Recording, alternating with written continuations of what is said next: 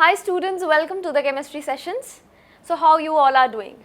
I hope everybody is practicing and revising what we have done so far.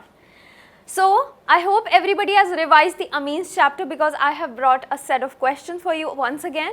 And yes, we will be dealing with these questions one by one. It's a complete set of 1 mark, 2 mark, 3 mark, 5 mark question, right? So let us just try to test our knowledge and let's move on to the very first question. What do we have? Okay now. So question 1 to 3 will be 1 mark question. Write IUPAC name of the following. So mostly in 1 mark question, IUPAC name or very slight or very little reasoning questions also arise, right? So IUPAC name of the following compounds. So ether, ester and these amines. These are the typical ones whenever we deal with the IUPAC naming. So you should have a good knowledge of how to deal with them, right? So what I have got here, see, the compound is something like this.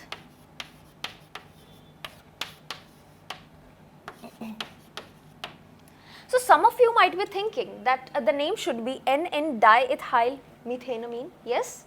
Have you thought about it? But it's not like that because as per the rule as I have told you, the one which is at the end, the name, right? Whether it is methanamine, so basically it's alkanamine, right? So the last one, alkanamine, should be like the same as we have discussed in the case of ethers. That means the last one should be the word root and it should be the longest, right? So it should be the longest one that we deal with. Fine. So that is why out of these three, these two are there and this is one. So 3 groups are attached with the N. It's a tertiary amine, right? So the longest one will be one of the ethyls if I pick, right? So what else I am left with? See here.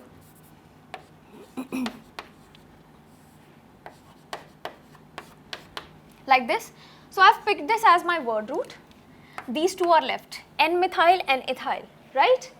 So let us just try to arrange these substituents because these will be treated as substituent as per the alphabetical order. So it is N-ethyl, N-methyl and finally ethanamine, yes? So that is the name for this compound, a typical one, important one. If you have got it this time, then mark it out because at the time of revision, you will be needing this, right? It's a typical example. Next one. So what do we have next is, arrange the following in increasing order of basic strength. So we have discussed so many basicity questions, so many basicity concepts in the chapter itself, right? So one of them is aniline, para-nitroaniline, para-toluidine. We already have discussed this in the class as well, right? So I have got is aniline first. So I'll be just quickly discussing it.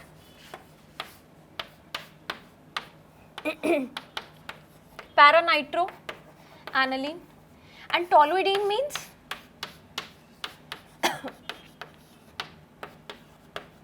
at the para position there has been a methyl group attached. Clear? So basicity means able to donate these electrons very well and quickly, willingly. Fine.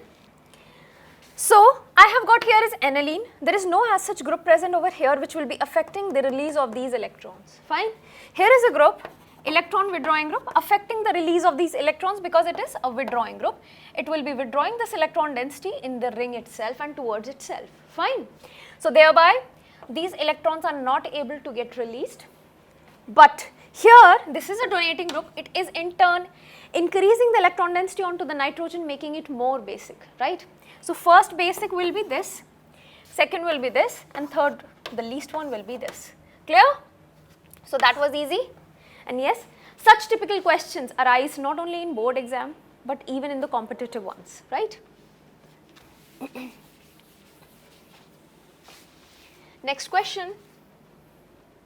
Complete the following reaction. So it's a very simple one. So since they have mentioned complete the following, complete, right? So we have to write the complete reaction along with the byproducts as well. Fine. So what I've got here is BDC, remember benzene diammonium chloride, plus making it react with H3PO2. I said H3PO2 whenever we use, we get simply the benzene. So that is what our answer in this case as well. So it's a solution with the water, simply the benzene along with the byproducts. The release of N2 is the driving force here. N2 has been released along with HCl, along with H3PO3. This is what? This is phosphorus acid, yes? This is phosphorus acid. So what is this acid over here? It's hypophosphoric acid, right? Now, done with this, you simply have to remember this reagent, that yes, on using this reagent you will be getting benzene, that's it. Next, arrange the following compounds in again the order of the basic strength, and that too increasing order, right?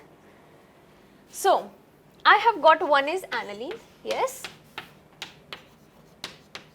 The second one is aniline, but onto N I have got two methyl groups attached. Now comes up the aliphatic ones. This is secondary ethylamine, right? And this is what? This is primary amine, methanamine, fine. So let's draw these.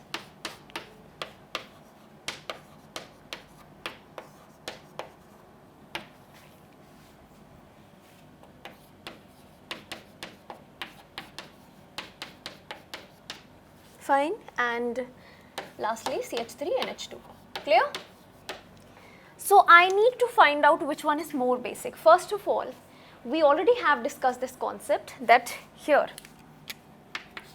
the aliphatics are more basic than aromatic. Why? Because simply it's so obvious. In aromatic, these lone pair of electrons are involved in the conjugation, therefore they are not available for the donation as such. Fine, but this is not the scenario in aliphatic, so this lone pair here is available readily, right? So these two are more basic, fine. These two are least. Now out of the two, which is least basic, right? So we'll be starting with the very least up to the most, fine. Okay, so out of the two, which is least? The electrons are getting involved in the resonance, fine. No electrons available now. Here the electrons are getting involved in the resonance, but this electron density is also getting increased due to the plus I effect of these groups, right? Due to which there is a little electron density which is available for the donation. So out of the two, which is more basic? This is. So least one will be aniline, C6H5NH2, followed by what? Okay, let me just mark this over here itself. So this is the least, fourth, right? Okay, let me just mark it out one. Second one, this. Now out of these two, let's discuss it over here itself. See here, there are two R groups which will be donating, right? Plus I effect. Here the plus I effect is just because of one group only, right? This is also plus I effect, but just with the one group. Here there are two plus I effects, thereby increasing the density, thereby increasing the density. So this is having more electron density, the most basic is this only, right? So 1, 2, 3 and 4. Fourth is the most basic. We had to arrange in increasing order if you have seen it properly, right? Let's move on to the next question. Arrange the following compounds in the decreasing order of pKb values. Decreasing means starting with the highest, right? Highest pKb value, right? So first of all, see here, more pKb, yes, less basic it is. Remember this first. That means if I want to arrange in the order of basicity, it will be just the opposite for what the order for pKb is, right? And that is how you are going to do. So first of all, let us just try to arrange in the basicity order, then we will be making it for the pKb so that we don't get confused. So which is more basic? See here, I have got C2H5NH2, fine. C6H5, okay. So here is aromatic. Let us just make these aromatics first of all the least ones. These two are least, yes. Now out of the two, this is at least having a plus I effect group, right, thereby increasing slightly the density. So therefore, this will be out of the two, yeah, least basic will be this, least basic. Second one, second basic. Now these two aliphatic are definitely more basic. Which one? This will be more basic because it has got two groups which are showing plus I effect, whereas this is only one group showing plus I effect, yes. So 1, 2, 3 and the most basic will be this 4, right. So I want is which will be having the most pKb value. Most pKb will be the one having least basicity, right. So it will be having most, or I can just say not the most but highest pKb, yes, highest pKb. So that means I wanted to have a decreasing order, that means starting with the highest. So that is the only order, right, 1, 2, 3 and 4. This is the order for the pKb values only, clear? I hope that is clear to you. Now the next, so always be very careful while arranging in pKa or pKb values, whatever it is asked, right. Next, give a chemical test to distinguish between each of the following pairs of compounds. Again, the distinguishes are very important, right. You must know a proper test. That should be maybe it is showing a very good color, a prominent color, right, or maybe a smell, right. So it must be visual. It may be some popping sound or something, right, or it may be yeah, visual or some sound or some smell. That is, these are known as the distinguished test only, fine. So in the case of ethylamine and aniline, I have got is aniline, yes, and ethylamine.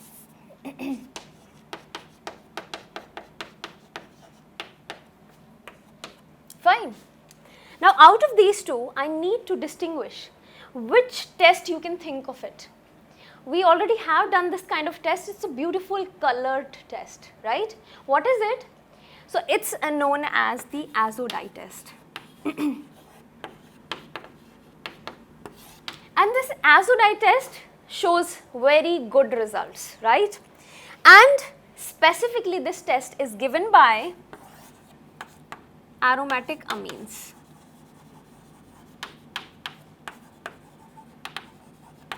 Specifically aniline if I talk about.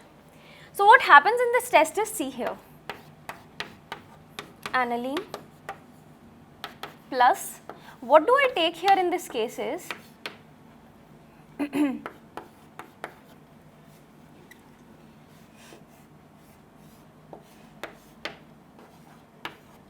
so that is the beta naphthol that I have taken.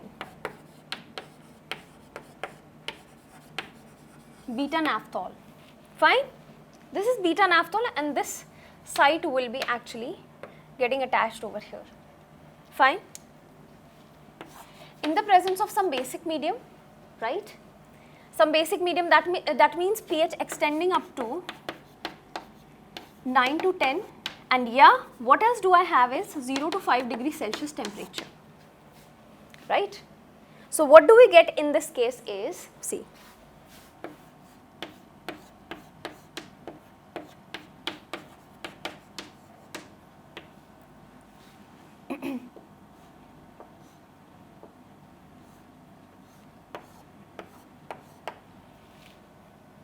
this is getting attached, right, over here.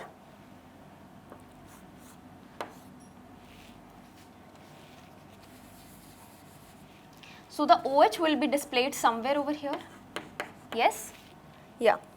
So the OH will be displayed somewhere over here and the remaining compound like this. Wait for a second, just wait.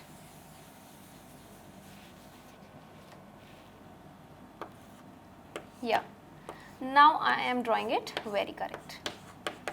Like this it should be.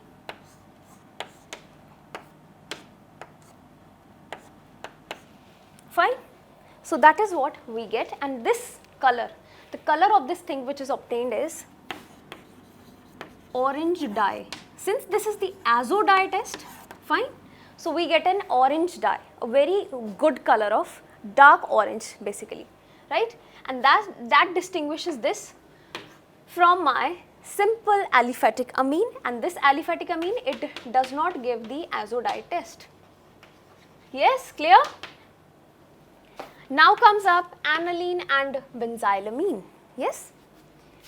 So aniline and benzylamine, again aniline I have taken. Benzylamine, what is benzylamine? It's also aromatic, but here it's CH2NH2.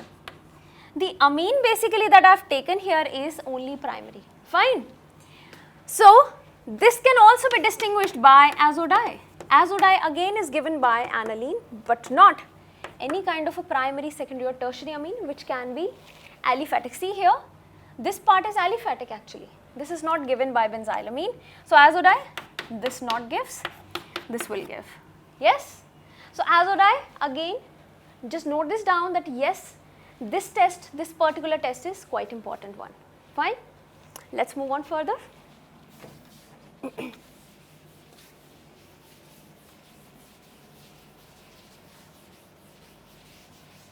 Now what do I have next? Okay, 6 to 8 question, 3 mark question, state reasons for the following. pKb value for aniline is more than that of the methylamine first of all. So we know this, aniline and methylamine. I am not going to discuss the entire structure of it. In aniline, the lone pairs are involved in resonance, whereas in methylamine, the lone pairs are available. So this is more basic, more basicity, less of pKb value, less basicity, more of pKb value, and yes, this is done. This justifies it. Ethylamine is soluble in water, whereas aniline is not soluble in water. See here. This is ethylamine, this is aniline, right? They say that this is soluble, this is not soluble. In water, the species should have H bonding, yes? And H bonding here is very much possible because here there is less steric hindrance or less bulkiness. Yes? Whereas if you see in the aniline, it has got a bigger aryl group which is bulky, yes? And due to this bulkiness, it does not form H bonds. Fine? And yes, that is my reason. That is why it is not able to form any H bonds with the water and not soluble with the water as such, right? Clear? Primary amines have higher boiling points than tertiary amines. How? Again, if I consider this was the primary amine, see here. If I try to have tertiary amine,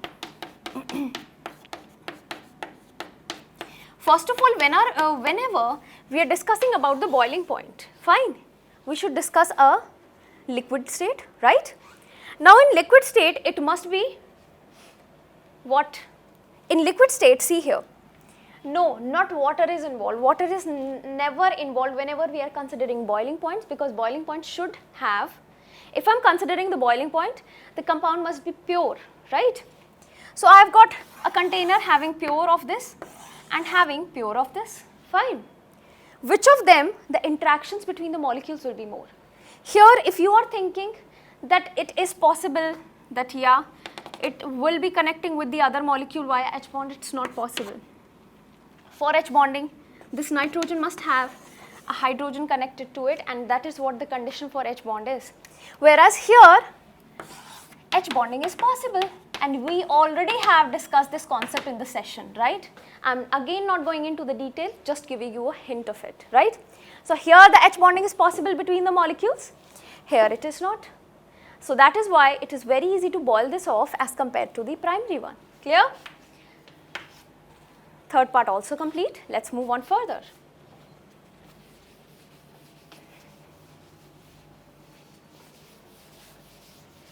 So what do I have in the question number 7th? A mapping question, I love these kind of questions because yes, we have to find out, right, by hit and trial method that what the compound is. An aromatic compound A on treatment with aqueous ammonia.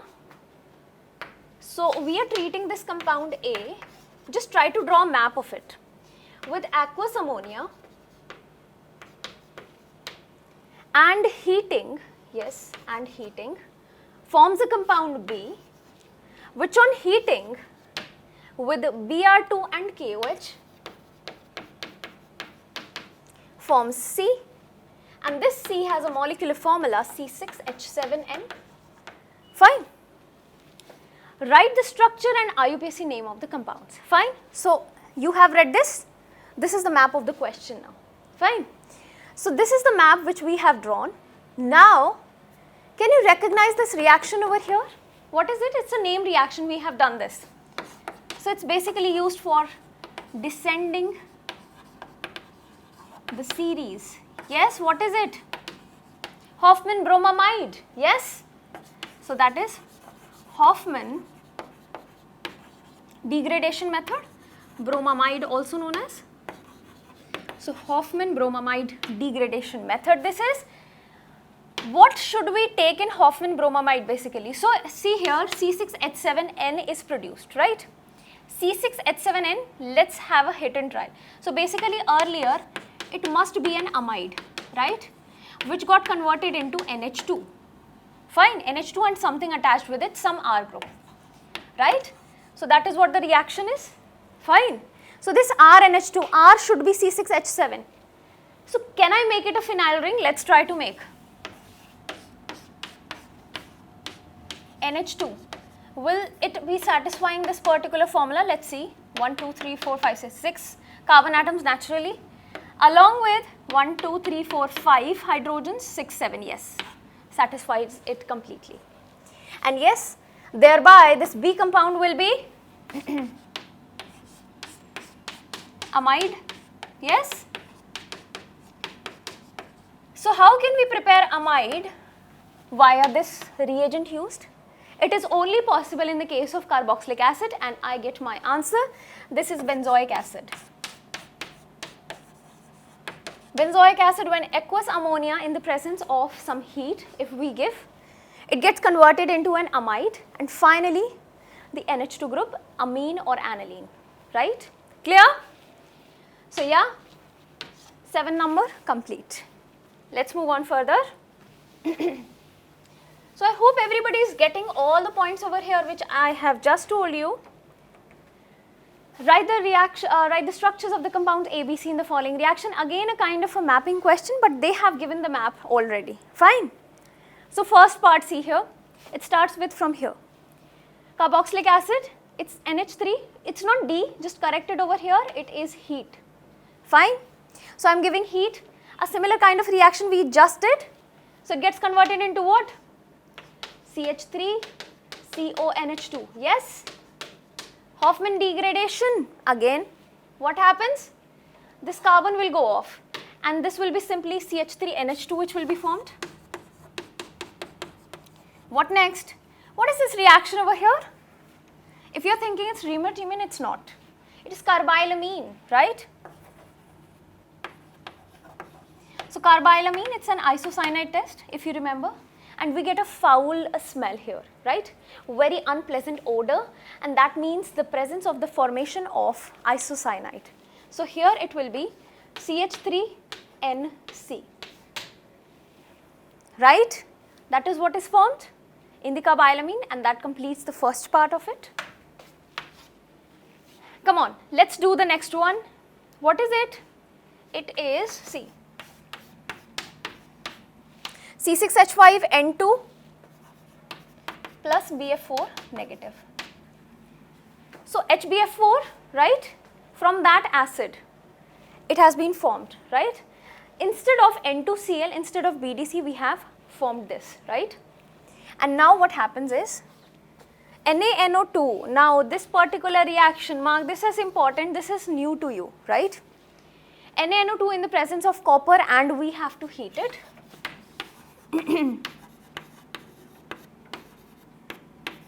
We get is basically nitrobenzene, right? And once we get nitrobenzene, what is the next step? FeHCl, SnHCl, remember? So it's just the basic reduction of it. We get aniline, yes? Fine. Now what else?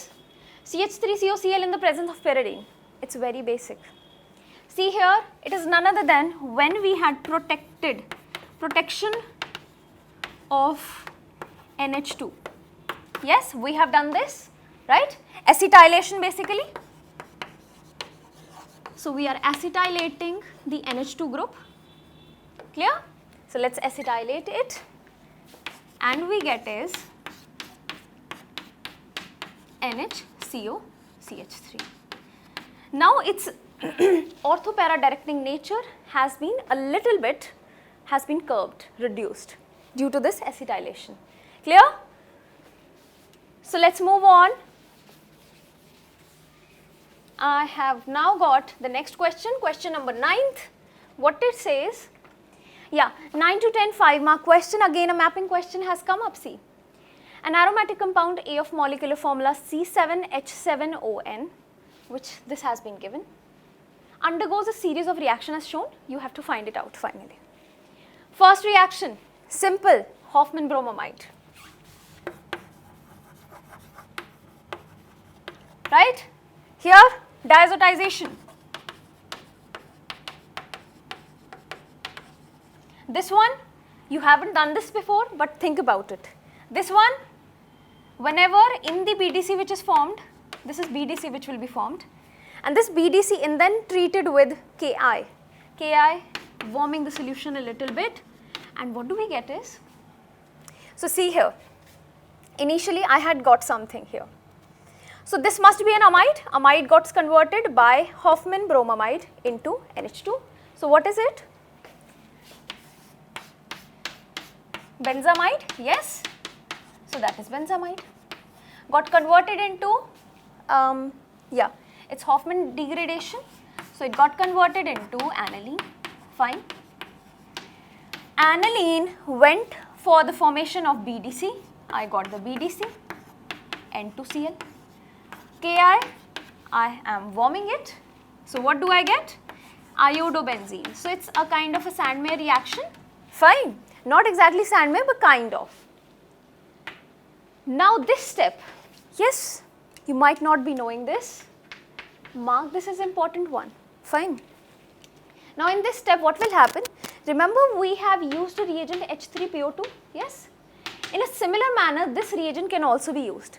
So the reagents containing hydrogen atom, right, containing an H positive, if employed in the reaction, what happens is, there is a possibility of formation of benzene, right? Always remember this. So I have taken is, in the case of, what I have taken? Yeah, here. It's ethanol that I have taken. Again, it can release one H positive. It's able to release one H positive. It's a proton donor. So the driving force will be release of N2. Benzene will be formed here as well, plus HCl, plus there will be one H transfer over here, and that too in such a manner that it rearranges itself, tautomerizes itself to form CH3CHO ethanol, right? And that completes the reaction. Clear? So you can note this down. So this is an important step over here. Fine. Now comes up the very last step. What is it? Again the carbylamine. Yes. And we get is benzene isocyanide. Done. Clear? Okay. Done with the question number 9. Let's move on further. The very last question, what do we have? So the disonium salt part of this amine chapter is very important, along with some of the named reactions, specifically carbylamine and Hofmann bromamide diazotization, right? Now comes up the very last question, and that too a lengthy one. Fine, you have to write a lot in it. Illustrate the following reactions giving suitable examples. Ammonolysis. Now what is ammonolysis? We already have done this if you have recalled it. See, in ammonolysis what I have is Rx, right? I want to break this bond via reaction with ammonia. Fine. What do we get here is this bond is broken. So this is delta negative, delta positive, it gets attracted towards its lone pairs. So RNH3, R positive will be there. So it will be a proper salt which is made. Now this salt is made. From this salt we derive is, by reacting it with NaOH, we derive RNH2. Fine. Now once this RNH2 is formed in the solution, it starts with a series of reactions, right? Rx again. So again the breakage of this bond. What do we get is, now this hydrogen tends to get replaced again and again. Fine. So it will be now R2NH plus again Rx. What will happen? R3N plus Rx, and finally R4N positive X negative, right? A quaternary ammonium salt is formed at the very end. Fine. And yes, this completes the ammonolysis. Coupling reaction now, we already have done this, right? So in coupling reaction we need is BDC, N2Cl, yes. Let me just rub this off. Along with, if I take up phenol in this case, so for the coupling reaction you have to justify both the cases whenever you have taken the phenol and the next one in which you have taken the ammonia, right? Sorry, aniline. Fine, like this. So what is the method of remembering here is, what will be the pH you should have taken here? So the pH should be, OH is there, right? So just remember from this only that OH, so on the arrow write OH negative. That means here the medium will be basic. We get is, see,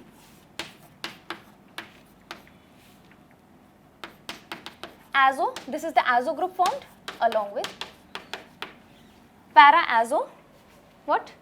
It's phenol, right? So, right, and yes, this is orange colored dye. Clear? And here in a similar manner, but the medium will be acidic, we will be getting yellow colored dye. You can very well form it on your own, right? Coupling reaction done. Acetylation of amines. So acetylation in the case of aromatic amine I have just told you, right? Protection of that group. In a similar manner, there will be the acetylation for simple aliphatic amines as well. You can perform that very well. I am not going to do it for you. We are not here to spoon feed, right? Just try it on your own. If still you have doubt, you can always ask me. Describe Heisenberg method for the identification of primary, secondary, tertiary amines. Also write the chemical equations. See here, first of all, we haven't discussed this in the session, right? As this is not included, mark this as important. Sometimes it may arise, right? So the differences between how to distinguish between primary, secondary and tertiary amine. Fine.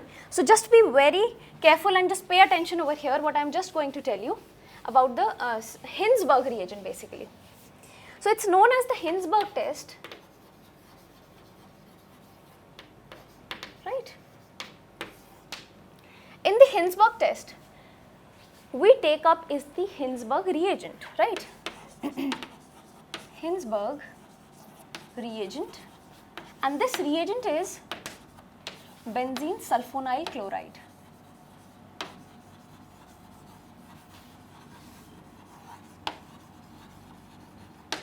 Right?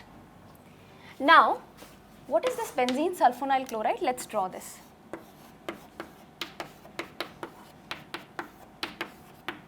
Fine. Now comes up if I try to react it with the, so it's a test for distinguish of primary, secondary and tertiary amines, right? If I try to have a primary amine here, RNH2. So what will happen is, one of this H and one of this Cl go off. Fine, minus of HCl here, and there comes up a compound like this.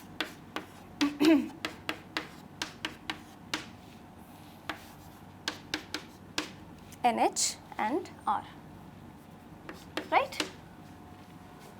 Now this compound has been formed. Since this compound has been formed, what will happen is, I'll try to dissolve this compound. This is basically sulfonamide which is formed here, right? Sulfonamide, benzene sulfonamide, right? I'm trying to dissolve this in alkali. And what does an alkali need? It needs an H positive. It can get it from here. Fine. So since it can get it from here, what do we get is, see,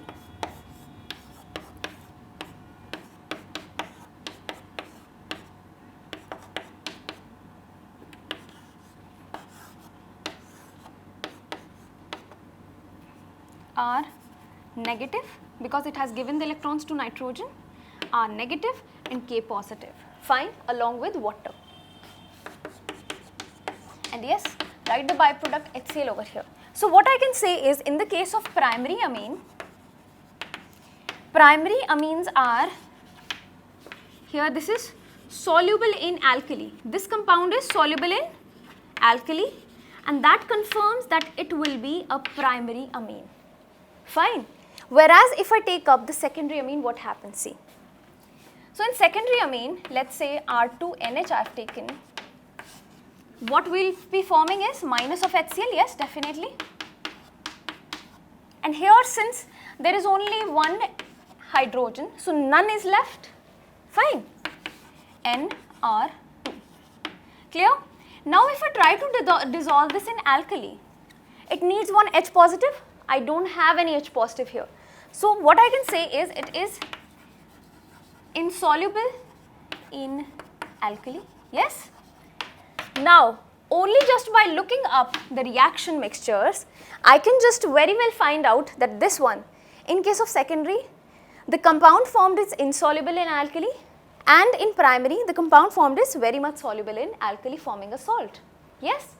Now, if I try to have the tertiary one, what happens? See.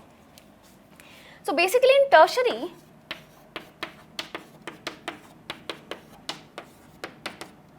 R3N, what do you think what will happen? This reaction itself does not happen, because I do not have any hydrogen so that it goes off as HCl. We do not have such option, so there is no reaction, right? No reaction in this case. Insoluble in alkali, that means after second step, after the first step, this reaction is not feasible. After the second step, that means it is a complete reaction over here for primary, a slightly incomplete reaction for secondary, and completely incomplete reaction for tertiary one.